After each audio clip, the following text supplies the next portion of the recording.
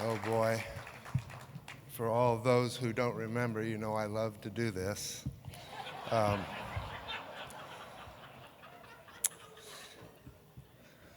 First of all, I have to thank my Lord and Savior, Jesus Christ, for just the opportunity to be here tonight. I feel very blessed, and it means a lot to have Al up here inducting me. 34 years ago, earlier this month, he stood up with me as best man when I married the love of my life, Laura. And since then, it's just been a great ride. Things don't always go according to our plans. That was meant to be a garden wedding, and it was 1989, May 6, 1989. And we opened the track at opening ceremonies, and in snow flurries. It was cold and snowy, and I thought this will be great. Al won't be able to run. He'll be able to be over in Terre Haute, and we'll be all set. Well, Rick Gallis had other plans. He wanted to get a little more exposure for Valvoline at the time. I think wanted to be the first one on the track, try and beat Dick Simon out there. And so we waited and waited and waited all day, and I didn't think it was ever going to stop spitting snow, but finally it did, and we had to move the wedding inside, and fortunately Al made it in time. But that was one of the greatest days of my life. I don't know that Laura would necessarily agree, but it's been a wonderful 34 years. 32 years ago, Lauren, our daughter, came into the world that made our family complete. And this Sunday, if she's able to make it there, to be her 33rd Indy 500, being 32 years old, that's quite a mark that she set. But we've had a loss in our family, and she may or may not be able to be here, but I hope she is. But if not, I understand. And Ed, I hope you can bring a win home for us. That would be nice. But, you know, I don't hear very well anymore. I don't hear a lot of the things that were said on that video, but I really appreciate all the opportunity I've had to collaborate with so many wonderful people through the years. Both inside and outside the organization. Many of them are here today. Many of them I've worked with. They're Hall of Famers, just like Al and now Tim and Roger.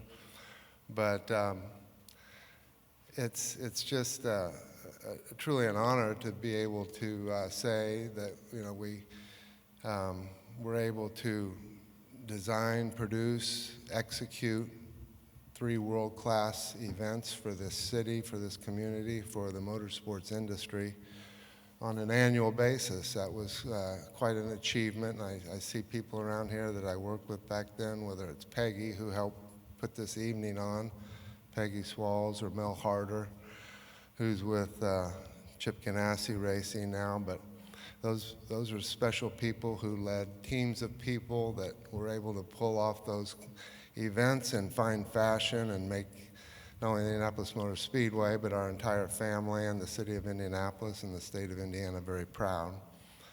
It was quite an accomplishment back then, I think, to be able to, I think whoever at IU,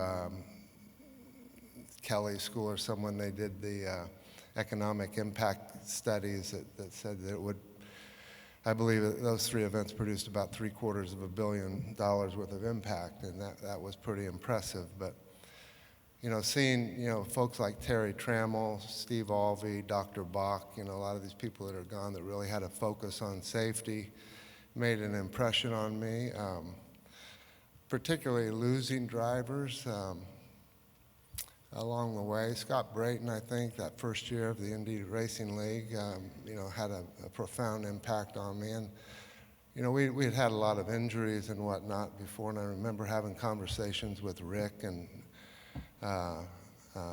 Mario about, what can we do to, lessen the severity of these accidents, and they brought paper napkin drawings to, breakfast meetings in the Speedway Motel and everything else. And, a lot of people, it was on a lot of people's minds, but I have to say that, Leo Mel, when he came to the league to lead that organization, he brought, a strong sense of commitment to safety, and that was his number one item on his to-do list every day, was to make the sport better and safer. And, Leo instilled a lot of that in me, and we worked hard, and fortunately we worked with a lot of great people that were dedicated to the same objectives. And so, I think helping develop the safer barrier is something that I'm very proud of, but I'm also most proud of being able to work with all those people that really made it happen. Mike Helton, he was really a great guy to work with when we brought the Brickyard, but Bill France, I had a pretty good relationship with Bill Jr. He was a special man that really knew how to bring people together, and not just in the back of the NASCAR hauler. But I remember being on a couple of trips with him down in the Bahamas, and a lot of NASCAR drivers and owners and sponsors would be there, and he really was good at bringing people together. And I remember we had developed the safer barrier pretty far along and had some interesting 1,000 frame per second video recording of the impacts done. And I think I was up on Rogers' pilot house with he and Rusty Wallace, and maybe Walt Zarnicki was there. I can't recall exactly, but showing them what we had developed at Nebraska, and I think they were,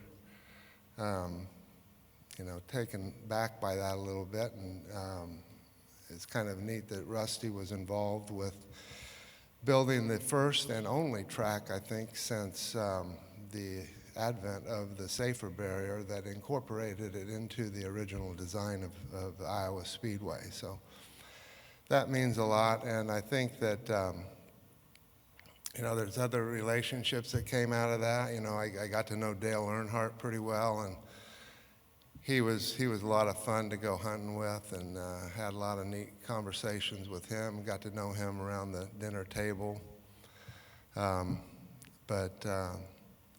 And then when he won that second Brickyard 400, I didn't know if we were going to get it in. We had rain, and it was forecast to rain for the next week, and there wasn't another opening until, I think, September or later, and to get back to Indianapolis. And he was trying to get me to, hold off and wait. And I said, we got to go, and we ended up going, and they fortunately ran 132 laps caution-free, and he won that race.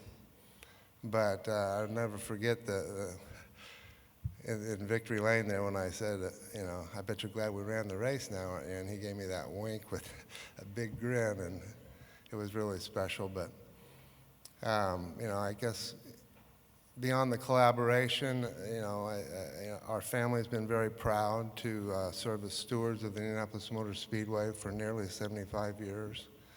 And